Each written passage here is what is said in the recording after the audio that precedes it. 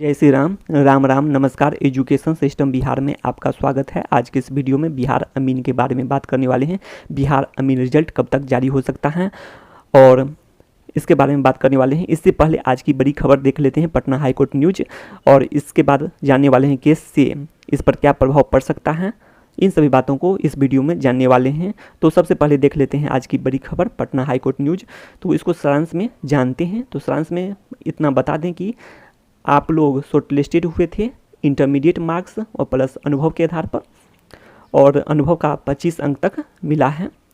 और उसी short listed में कुछ अभ्यर्थी का नहीं हो पाया जिनके पास तकनीकी योग्यता था, चयन नहीं हुआ होगा, या फिर जिनके पास अनुभव है और इंटरमीडिएट में अर्थात इंटर में कम मार्क्स होगा तो उनका चयन शॉर्ट लिस्टेड नहीं हुआ होगा, जिसके आधार पर वे लोग परीक्षा नहीं दे पाए होंगे। तो यही मामला हो सकता है, जैसा कि न्यूज़ निकल कर सामने आया है। तो वे लोग क्या कहे हैं सो देख लेते हैं। उन्होंने रिट याचिका दायर की इसके लिए, क्योंकि उनका शॉर्ट लिस्टेड नहीं किया गया था, उनके पास तकनीकी योग्यता था। तो उन लोगों का कहना है कि देख लेते हैं सबसे पहले, ज़्यादातर वैसे लोगों का नाम शामिल था अर्थात शॉर्ट लिस्टेड किया गया था। आप लोग जानते हैं अभी भी बता दिए हैं किस आधार पर हुआ है। जिनके पास अमीन के पद पर नियुक्ति के लिए निर्धारित तकनीकी योग्यता नहीं था, उनका चयन हो गया है। अर्थात जिसके पास आप लोग देखेंगे तो इंटरमीडिएट भी प्रोस्पेक्टस में दिया गया था, जो इंटरमीडिएट हैं वे भी आवेदन कर सकते हैं। तो उनका तो होना स्वाभाविक था, जिनका अधिक इंटर में मार्क्स हैं। तो उन लोगों को समझना चाहिए, इन बातों को विज्ञापन में ही दिया गया है, लेकिन कुछ चैलेंज हुआ है, उन्हें देख लेते हैं। अब जिन लोगों के पास इस पद पर नियुक्ति के लिए निर्धारित तकनीकी योग्यता था, जो कि पहले ही बता दिए हैं, नियुक्ति के लिए जो योग्यता था तकनीकी योग्यता पर, उनका नाम सूची में शामिल नहीं हुआ। तो सूची में शामिल नहीं होने का कारण भी बता दिए हैं कि उनका इंटरमीडिएट में कम मार्क्स होगा, अनुभव जुड़ा भी होगा, उनका भी नहीं हो पाया होगा, हो सकता है कम मार्क्स होने के कारण। तो उन लोगों ने याचिका दायर किए थे। तो देख लेते हैं क्या है याचिका दायर करने के बाद क्या हुआ है। तो हाईकोर्ट का कहना है कि राज्य सरकार, राजस्व एवं भूमि सुधार विभाग के प्रधान सचिव और बोर्ड, आप लोग जिस बोर्ड से परीक्षा दिए हैं, को नोटिस जारी कर 4 सप्ताह में जवाब तलब किया। तो मतलब 4 सप्ताह के अंदर जवाब देना है। क्या कारण था?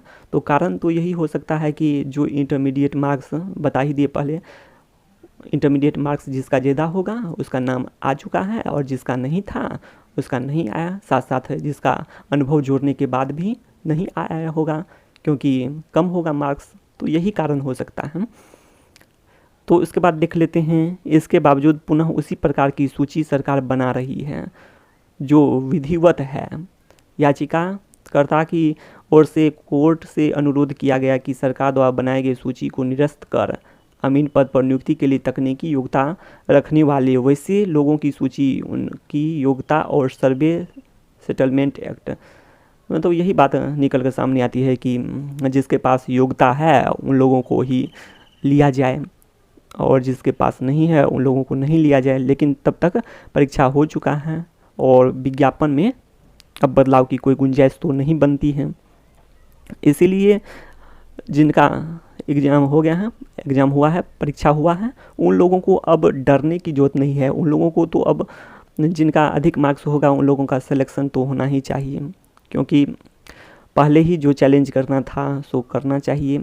और आप लोग जानते हैं मौका उन लोगों को भी तो 25 अंक दिए हैं अनुभव के, और अनुभव के अंक के बावजूद नहीं हो पाया है, तो इसका कोई अब विकल्प तो बनता नहीं है। लेकिन देखिए आगे क्या होता है, तो यह देखना दिलचस्प होगा कि क्या होता है। लेकिन ज़्यादा उम्मीद रखिए कि आप लोगों को जब परीक्षा दिए हैं तो मौका तो मिलना ही चाहिए, और कुछ सीट और भी हो सकते हैं कि उन लोगों का भी फिर से परीक्षा हो जाए, ऐसा कुछ देखने को मिल सकता है। लेकिन उम्मीद नहीं के बराबर है, क्योंकि अनुभव के 25 अंक पहले ही मिल चुके हैं।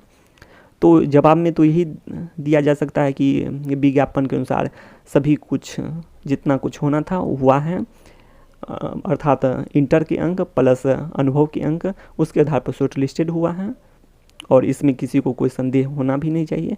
और जिनके पास अनुभव नहीं है उनका चयन होगा, तो उन लोगों को सरकार ये भी कह सकता है कि उन लोगों को ट्रेनिंग करवा देंगे अलग से। तो ये बातें निकल कर सामने आ सकती हैं और इस तरह से सरकार चाहे तो सभी को तो मौका मिलेगा ही, सभी की नौकरी पक्की होगी ही।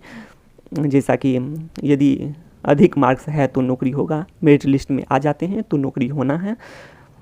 तो देखिए आगे क्या होता है।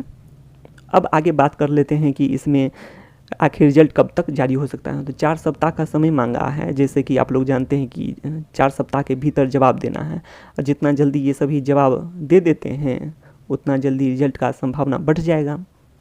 लेकिन देरी तो अब देखना जाएगा, देरी तो होना ही है अब लग रहा है।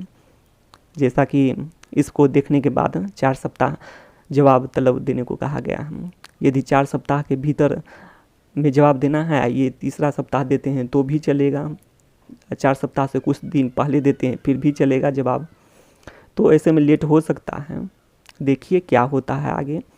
तो लेट हो भी सकता है, लेकिन ज़्यादा उम्मीद है कि जैसे कि बोर्ड का रिकॉर्ड रहा है और बहुत सारे परीक्षाएं हुए हैं, एडमिशन के लिए भी हुए हैं और बहुत सारे काउंसलिंग भी हुए हैं, शॉर्ट लिस्टेड भी हुए हैं। तो काउंसलिंग जैसे हुए हैं तो उन लोगों का रिजल्ट बहुत जल्दी प्रकाशित हो जाता था। तो इस तरह से अनुमान लगा सकते हैं कि जल्दी आ सकता है रिजल्ट। और इसके अलावा और भी हैं कि आंसर की के भी 1 मंथ से ज़्यादा हो गया है समय, महीने भर से ज़्यादा हो गया है समय। उसके बाद और भी कारण है कि रिवाइज्ड किया गया है आंसर की।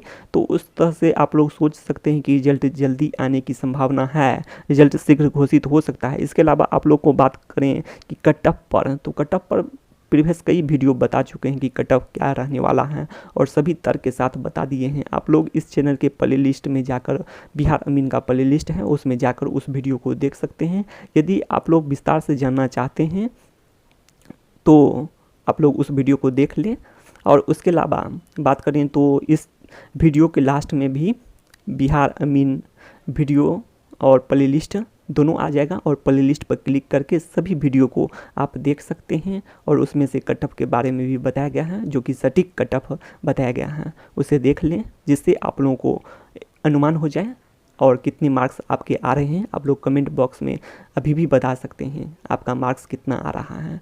और उसके अलावा इस चैनल के कम्युनिटी में एक पोस्ट करेंगे जिसमें पूछेंगे कि आपका मार्क्स कितना आ रहा है, कितना के बीच आ रहा है, और उसको आप लोग ज़रूर बताएंगे।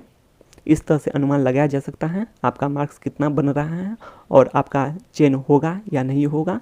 आप लोग कमेंट तो ज़रूर कर दें आपका मार्क्स कितना आ रहा है।